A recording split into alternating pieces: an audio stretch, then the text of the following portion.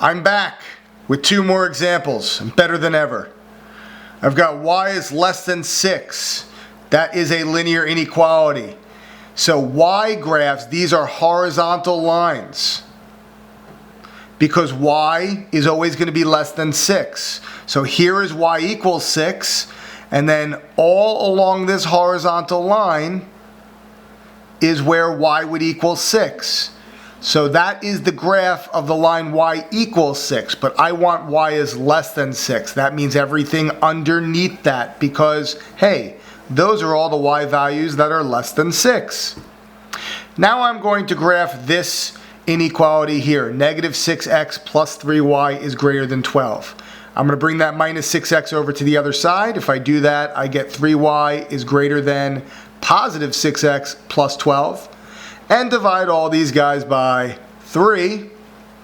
And I do not have to flip the inequality sign because I am dividing by a positive. So I have y is greater than 2x plus 4.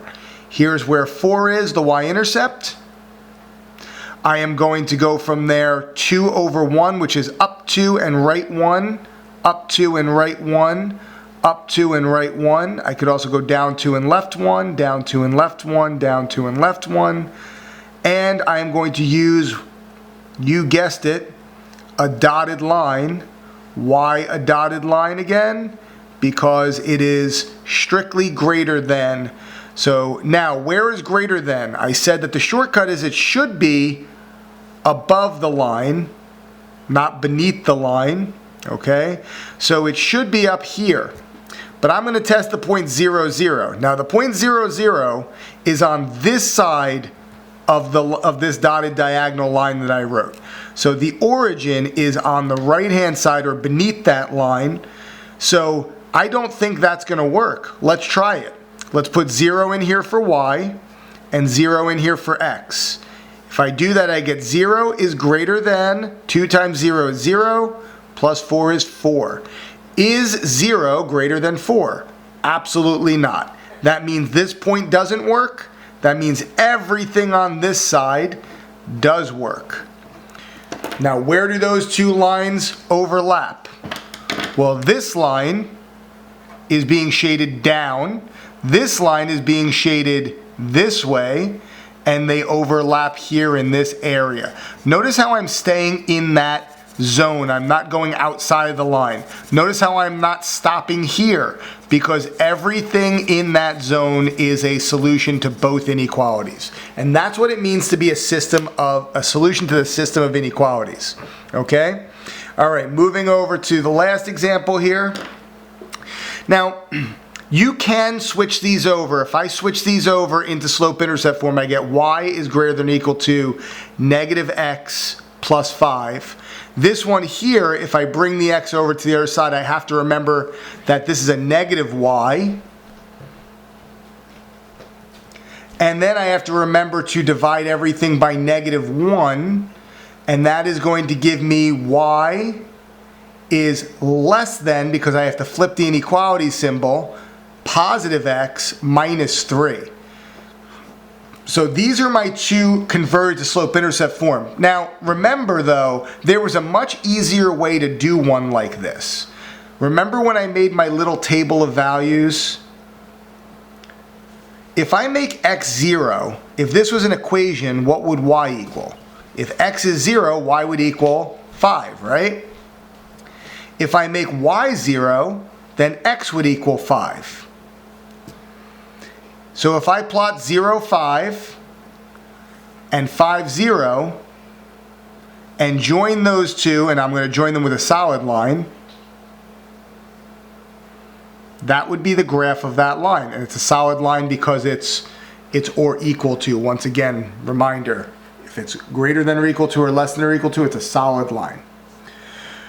So we call this the intercepts method. If you didn't remember the intercepts method, that's okay. You can convert it to slope-intercept form, but you have to watch out because if you end up dividing or multiplying by a negative, you have to remember to flip the inequality symbol.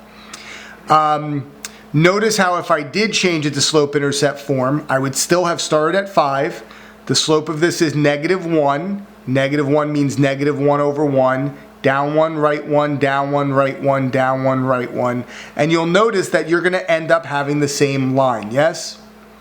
Now, greater than is above this line, so I'm thinking that this is this part of the line up here that's going to be shaded. But I have to check the point 0, 0. If I put 0 back in here in the original equation, I get 0 plus 0. I'll let you grab a calculator. No, just kidding. 0 plus 0 is 0, is greater than or equal to 5. Is that true? Is 0 bigger than 5? Absolutely not. That means this point down here does not work, so we're not shading this side, we're shading the other side. Remember, if the point works, you're shading the side that has that point.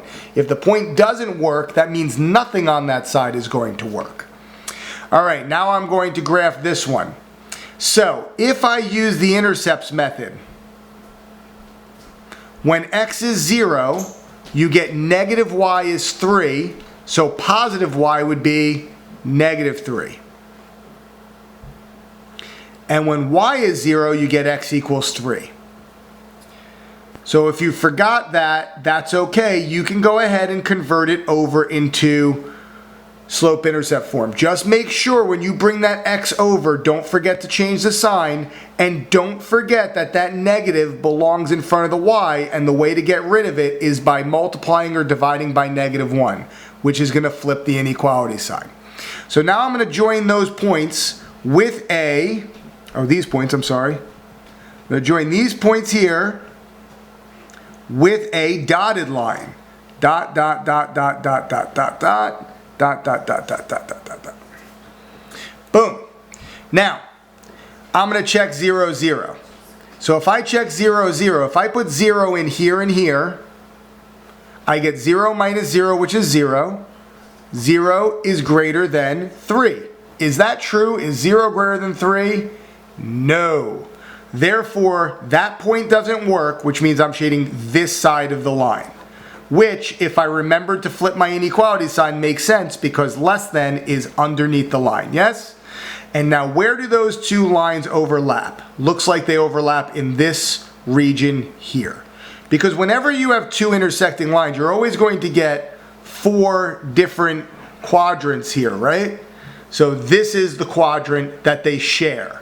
This one they don't have anything. This one only applies to that graph. This one only applies to this graph. This one applies to both.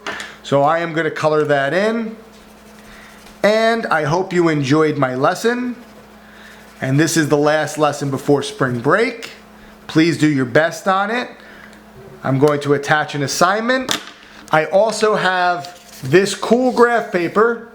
I'm going to give you a link to this graph paper as well. And you're going to be able to print that out. And if you can't print it out, you could also sketch it on a piece of paper as well. Okay, it's up to you how you want to do it.